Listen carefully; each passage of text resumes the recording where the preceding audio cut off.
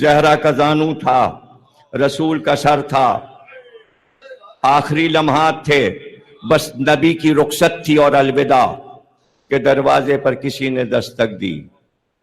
اہل بیت نبوت تم پر سلام، اذن ہے کہ ہم اندر آئیں؟ زہرا بی بی نے کہا نہیں، بابا کی طبیعت ناساز ہے، آنے والے کچھ دیر کے بعد آنا. سناٹا چھا گیا، پھر آواز آئی اہل بیت نبوت تم پر سلام، اجازت ہے کہ ہم گھر کے اندر آئیں؟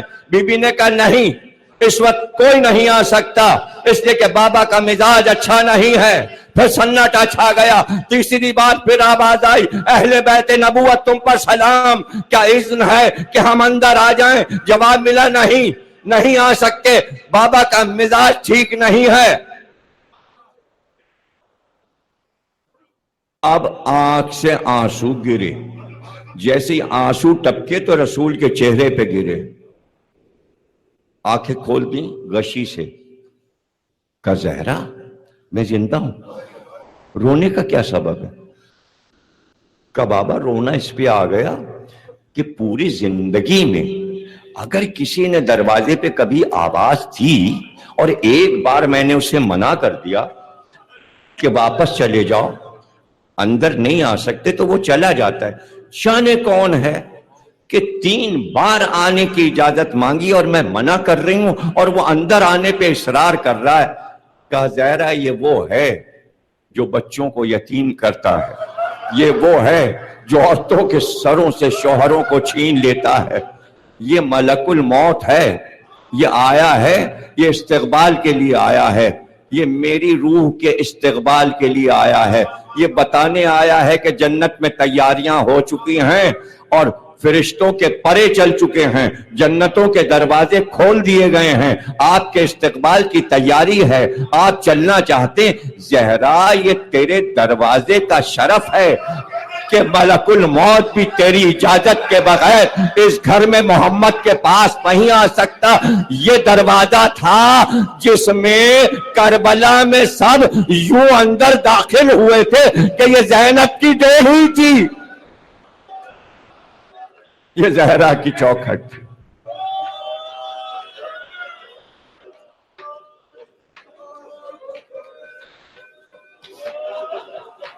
اللہ دے زہرا کے گھر کے دروازے کا شرف. میر انیس نے کہا ہے کہ عرش ہفتم 7واں آسمان حسین کے خیمے کی ڈیوڑی، 7 آسمان سے بلندی میں.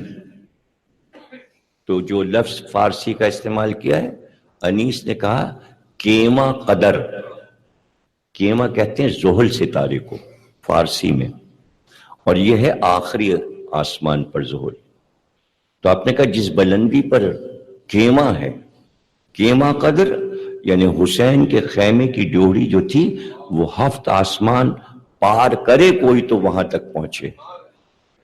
یہ سب ادب ہے جس کے ذریعے عظمتیں اہل بیت کی اردو زبان نے سمجھائی ہیں. اب آپ سمجھے وہ ڈیوڑی، 7 آسمان، اس کی منزلت. 2 جملے، تقریر ختم ہو گئی. سمجھ گئے ڈیوڑی؟ حسین کی بیٹی فاطمہ کبریٰ، کتاب کا نام ہے سوگنامہ کربلا، آیت اللہ کی کتاب ہے، ایران کے عالم کی، اردو ترجمہ یہاں موجود ہے. اس میں سے روایت پڑھ رہا ہوں. کہتی ہیں کہ میں دروازے پہ کھڑی تھی اس وقت کہ جب بابا کو سب نے گھیرا ہوا تھا. میں اس ڈیوڑی پہ کھڑی تھی یہ دیکھنے کے لیے کہ بابا کو سب نے گھیرا ہوا ہے اور اب کوئی بابا کا مددگار نہیں. میں پردے کے پاس کھڑی تھی کہ اچانک तेज बाजी बजने लगी और एक शोर हुआ, मेरे कानों में सदाई, हुसैन कत्ल हो गया। भाई एक एक जुमला सुनना गौर से। रवायत खुद जनाब कुबरा फातिमा कुबरा ने बयान की है, फरमाती हैं अब मैं ये सोचने लगी अब हम लोगों के साथ क्या होगा। बाबा मार डाले गए, अब हम लोगों, अभी मैं ये सोच रही थी कि एक नीली आंखों वाला शख्स नेजा लिए हुए दौड़ता हुआ हमारे खेमे की तरफ आया। मैं उसका चेहरा देखकर खौफजदा हो गई कि जाने क्या ये इरादा रखता है। एक बार मैं मुड़ी और मुड़कर मैंने चाहा कि मैं आवाज दूं अपनी फूफी ज़ैनब को कि फूफी अम्मा ये कौन खौफनाक शख्स है जो मेरे पीछे दौड़ रहा है। जैसे ही मैं मुड़ी उस शख्स ने अपने नेज़े की अनी मेरी पुष्ट पर जोर से मारी। उसकी अजियत से मैं मुंह के बल जमीन पे गिर गई और फिर मैं बेहोश हो गई।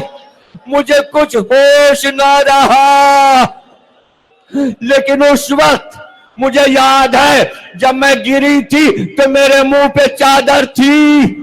कुछ देर बाद मुझे जब होश आया तो मैंने देखा मेरे गिर्द सारी बीबियां बैठी थी, मेरे सर पे चादर नहीं थी। तो मैंने घबरा के कहा फूफी अम्मा मेरी चादर कहाँ गई, जरा कोई चादर का टुकड़ा दीजिए ताकि मैं अपना सर ढकूं। तो फूफी अम्मा ने कहा ए बेटी फातिमा कुबरा, किसी के सर पे अब चादर है, सबकी चादर है।